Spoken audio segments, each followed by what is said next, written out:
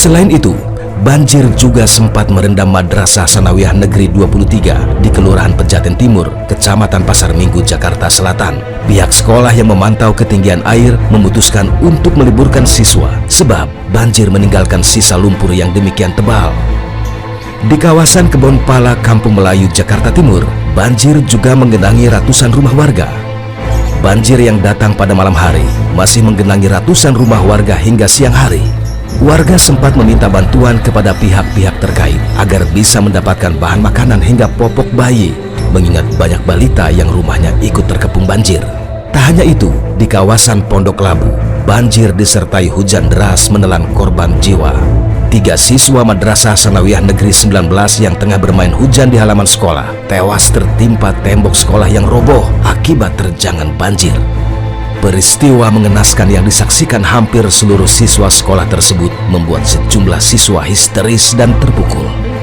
Pihak sekolah pun memulangkan siswa di tengah debit air yang terus meningkat. Sementara itu, banjir juga menggenangi sejumlah jalan protokol di Jakarta.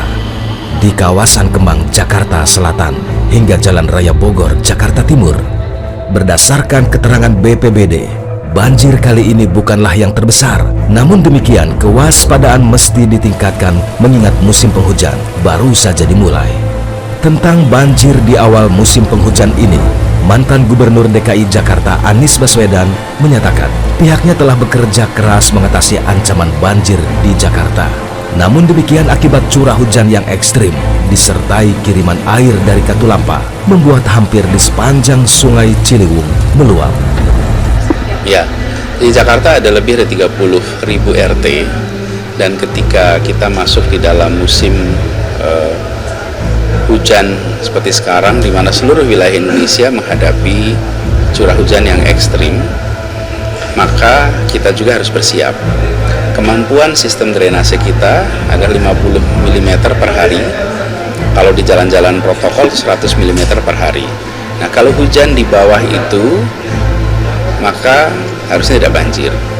Tapi kalau hujannya di atas kemampuan sistem drainase, tentu saja ada genangan dan jadi banjir.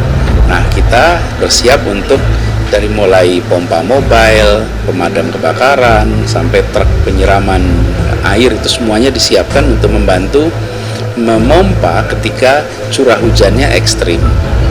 Nah, yang perlu kita perhatikan di sini adalah seringkali ketika pada saat kejadian itu diumumkan, tapi 6 jam kemudian udah surut, nggak diumumkan lagi. Jadi kesannya seperti masih terus banjir. Padahal kalau misalnya kita punya gelas 250 ml, dituangin air 1 liter, ya tentu tumpah.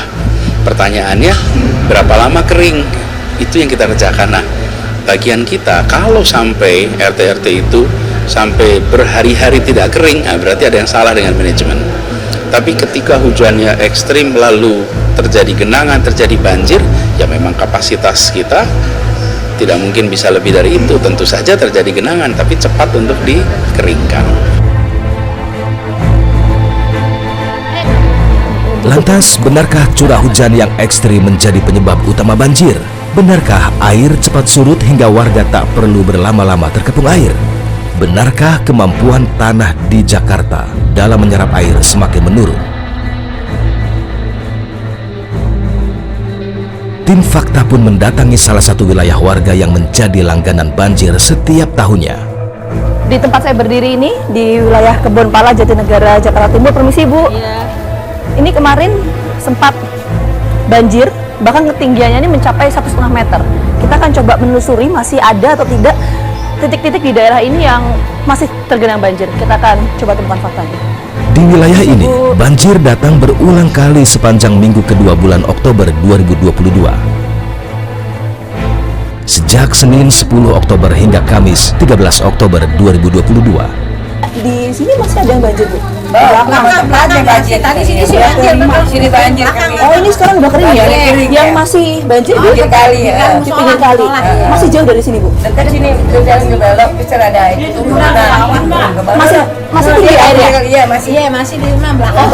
Oke, kita nanti ke sana, Bu. Oke, makasih ya, Bu ya.